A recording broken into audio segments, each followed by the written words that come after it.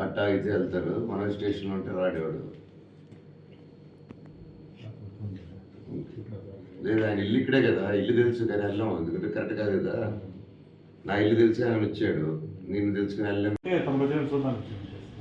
మీరు కూడా అదేనా ఫ్యానా? బాగుంది సార్ కదా, మీరు మాట్లాడుకున్నారు బాగా. లేకపోతే అదే ఎందుకు వచ్చినారు, ఇదేంది ఇది మనంతా ఒకే ఏరియా, ఇదే ఊరా మీది కూడా? ఇదే కదా, ఇదే బెల్ట్ కదా, ఇదే మనందరూ నోటు దూరం, దానికి ఇటు ఉంది మన ఏరియా. నోటు దూరంలో ఉన్నాం అందరూ ఇలాగా. ముందుకెళ్ళాలన్నా కష్టం మనకి.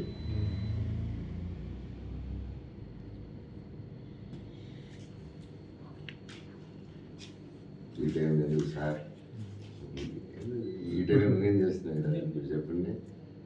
ఇంకా వెహికల్ ఆగిపోయింది. అయ్యో వెహికల్ ఆగిపోయిందా? ఆటో ఆగింది. ఆటో టైల్ చేస్తే ఇప్పుడు ఎత్తేనే ఎత్తలేదు మీ ఫోను. ఎత్తి ఏం చెప్తున్నారు, ఎత్తి ఏం చెప్తున్నారు, మీరు ఇప్పుడే ఎత్తలేదని చెప్తున్నారు మీ ఫోన్.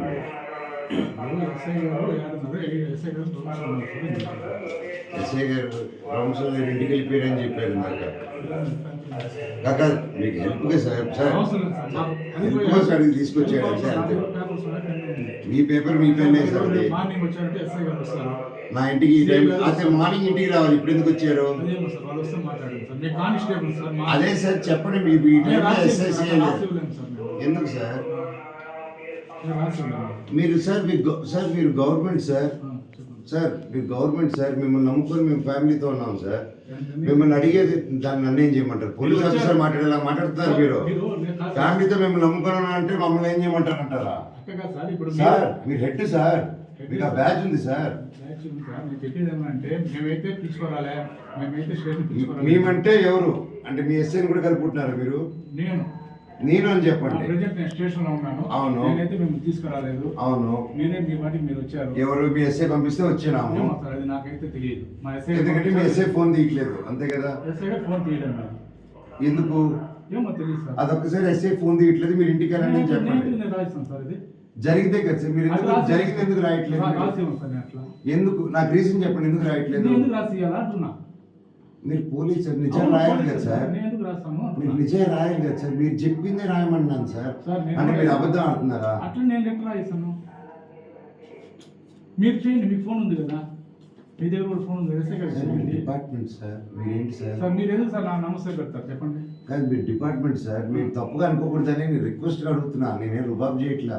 నా ఇంటికి వచ్చి నన్ను ఎత్తుకొని వచ్చి మీరు అంటే మీరంటే మీరు కాదు, డిపార్ట్మెంట్ ఎస్ఐ గారు, ఎస్ఐ గారు ఆయన ఎస్ఐ గారితో వచ్చిన కానిస్టేబుల్ నా చేయబట్టుకుని లాగింది వాళ్ళు.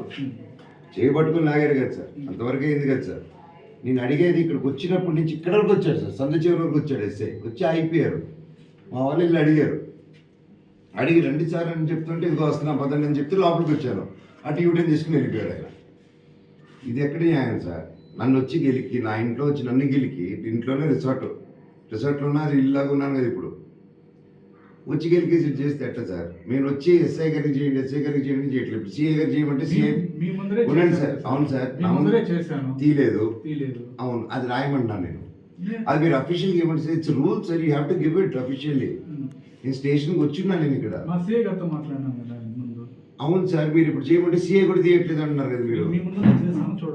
అదే సార్, ఓకే చేయండి.